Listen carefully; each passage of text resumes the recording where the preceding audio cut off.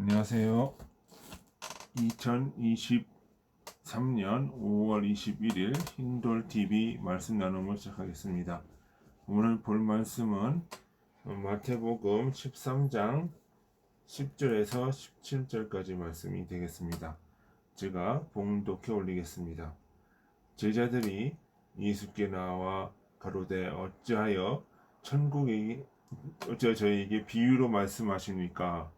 대답하여 가라사대 천국의 비밀을 아는 것이 너희에게는 허락되었으나 저희에게는 허락되 아니 되었나니 무릇 있는 자는 받아 넉넉하게 되되 무릇 없는 자는 그 있는 것도 빼앗기리라. 그러므로 내가 저희에게 비유로 말하기는 저희가 보아도 보지 못하며 들어도 듣지 못하며 깨닫지 못함이니라. 이사야의 예언이 저희에게 이루었으니 일렀으되 너희가 듣기는 들어도 깨닫지 못할 것이요 보기는 보아도 알아듣지 못하리라. 이 백성들의 마음이 완악하여져서 그 귀는 듣기에 둔하고 눈은 감았으니 이는 눈으로 보고 귀로 듣고 마음으로 깨달아 돌이켜 내게 고침을 받을까 두려워함이라 하였느니라. 그러나 너희 눈은 봄으로 너희 귀는 들음으로 복이 있도다. 내가 진실로 너희에게 이르노니 많은 선지자와 의인들이 너희 보는 것들을 보고자 하였어도 보지 못하였고 듣는 것을 듣고자 하였어도 듣지 못하였느니라. 기록하고 있습니다. 우리 잠깐 기도하겠습니다. 아버지 하나님 참으로 감사드립니다. 오늘 우리가 말씀 듣고 깨닫기 원하노니 듣는 귀와 보는 눈을 더하여 주옵소서. 예수님의 이름으로 드리나이다. 아멘. 오늘 우리가 자연법, 자연의 비유, 그 비밀스러운 원리들을 대해서 왜 비밀이 되었는지에 대해서 이야기를 해보기를 원합니다. 우리가 자연법에 대한 이야기를 많이 했습니다. 그 자연법은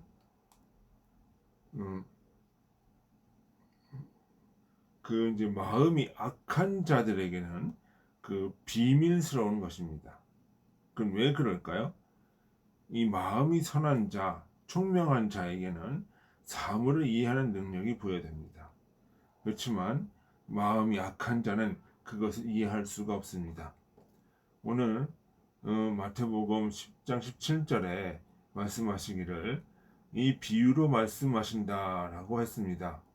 그 이유는 모든 이 자연 만물 속에는 바로 주님의 창조 원리, 어떤 자연법의 원리가 녹아져 있기 때문이 그렇습니다. 이런 자연법의 원리는 그 삶의 모든 영역에서 나타납니다.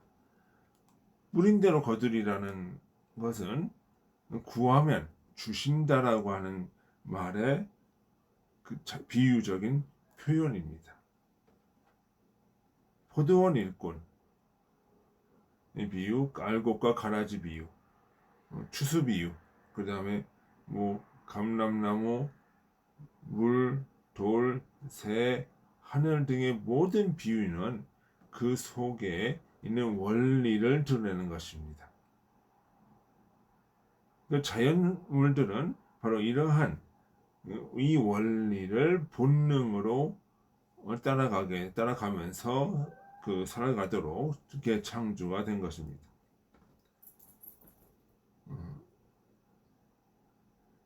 그리고 그 인간은 이 원리를 이해하고 적응할 수 있는 능력이 부여되어 있습니다. 창세기 2장 19절에 보면 아담이 짐승들에게 이름을 지어 주었다라고 말하고 있습니다. 이것은 아담이 자연계의 각 원리들을 이해하고 특성을 구분짓고 자연계의 질서를 잡았다라고 하는 것은 그런 이해하고 특성을 부여하고 거기에서 역할을 부여해 줬다고 하는 것은 말합니다. 그것이 바로 땅을 정복하는 것입니다. 그러한 능력이 바로 이성의 능력입니다. 아담이 그렇게 할 수 있었던 것은 아담이 본질적으로 하나님을 추구하고 선했기 때문입니다. 아담은 자연계의 원리를 이해했고 그것은 아담에게는 더 이상 그것은 비밀이 아니었습니다. 그런데 문제는 선악과 사건으로 마음이 악해졌을 때 발생합니다. 사단이 선악을 알게 하는 나무의 원리로 아담과 하와를 넘어뜨린 것입니다. 악이 인간에게 들어와서 자연계의 원리를 왜곡되게 한 것입니다. 자연에 적용되는 보편적인 원리를 이 악이라고 하는 사단이 들어오면서 이거를 왜곡되고 거짓되이 인식하게 했던 것입니다. 그래서 그 이후로 인간은 자연계의 원리를 제대로 이해할 수 없고 비밀이 되어버린 것입니다. 이러한 일들, 이러한 왜곡들, 이러한 불균형, 이러한 거짓의 원리가 나타나게 된 것은 원리로 이해하게 된 것은 자연계뿐만 아니라 인간의 삶을 지배하는 모든 영역에서 나타나게 됩니다.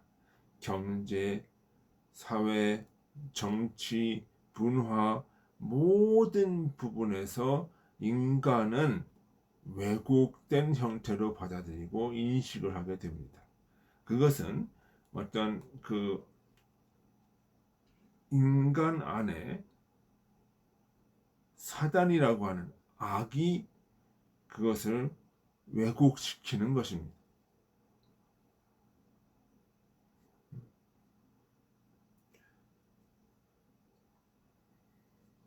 그래서 인간에게 있는 악의 존재가 모든 자연계의 원리를 왜곡시키고 삶의 원리를 왜곡시켜 버립니다. 이러한 일들은 모든 삶의 부분에 나타나는데 그러한 왜곡되어 인식된 인간 상태에서 인간을 바로잡고자 오신 분이 바로 주님이십니다. 그래서 주님은 자연세계의 계시를 통해서 그 진리를 드러내셨습니다. 그러나 그 진리를 이해하지 못하고 왜곡되게 한 사람들은 어떻게 마음이 약한 사람들은 그 진리를 받아들일 수가 없는 것입니다. 그렇지만 주님에 따르고자 하는 제자들, 양심의 원리를 따르고자 하는 그 사람들은 점차적으로 그 주님의 원리를 이해하면서 그 원리를 삶으로 드러내고자 하였던 것입니다. 그것이 바로 제자들의 어떤 그 삶이었고 그것이 오늘날 우리에게도 이어지고 있는 것입니다. 그래서 본문은 주님은 제자들에게 너희는 본다라고 이야기를 하셨습니다. 그 이유는 주님이 선하셔서 이 자연계의 원리를 드러내셨고 제자들의 선과 양심이 그것을 받아들였기 때문입니다. 그래서 그 제자들에게서는 그것이 볼 수 있는 눈이었고 들을 수 있는 귀였습니다. 그래서 이 볼 수 있는 눈, 들을 수 있는 귀는 인간의 마음의 선악의 상태에 따라서 달라지는 것입니다. 그래서 주님의 그 로마서에 보면 모든 피조물들이 하나님의 아들들이 오기를 학수고대한다 라고 하는 그 말의 표현도 바로 이러한 그 선의 재림, 선한 마음을 가진 자들이 그 선을 회복함으로써 자연계의 원리를 이해하고 그 자연계의 질서를 잡아주기를 바란다라고 하는 그런 말의 표현이 되겠습니다. 그래서 오늘 말씀을 통해서 우리가 알 수 있는 것은 이런 모든 자연계의 보편적인 원리는 바로 성서의 원리이고, 그것은 마음속에 선악의 원리와 직결되어 있다고 하는 사실입니다. 그 마음이 선한 자, 양심을 따르는 자, 하나님과 동행하기를 원하는 자는 바로 무엇이다? 자연계의 모든 비유들을 이해하고 그것의 보편적인 흐르는 원리들을 이해할 수 있다라고 오늘 본문 말씀은 이야기하는 것입니다. 그렇지만 그 마음이 악한 자는 그 마음이 악함으로 인해서 모든 이해력이 떨어지게 되고 그 모든 사물을 제대로 이해할 수가 없고 왜곡된 형태로 받아들이게 된다는 것입니다. 우리가 그러니까 이런 어떤 공산주의 사상이라든가 어떤 그 포스트 모더니즘, 진리를 떠내버린 사상들이 나오는 것도 바로 이러한 그 악의 상태였기 때문에, 그 악의 상태이기 때문에 그러한 것입니다. 그러니까 우리가 결국은 이 자연계의 모든 원리를 이해하기 위해서, 자연계의 원리를 이해하고 이 세상을 회복시키기 위해서는 바로 이러한 선의 회복, 내가 악을 버리고 선을 추구하는 십자가의 죽음과 부활의 정신이 먼저 선행되어야 하는 것입니다. 그것이 되어졌을 때 이 세상 모든 만물들은 기능을 하게 되는 것입니다. 그것이 바로 새 나라와 새 땅으로 표현되어질 수 있는 것입니다.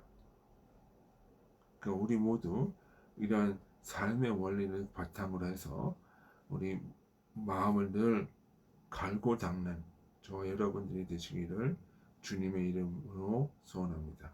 우리 다 같이 기도하시겠습니다. 아버지 하나님, 참으로 감사합니다. 오늘 우리가 말씀을 들었습니다.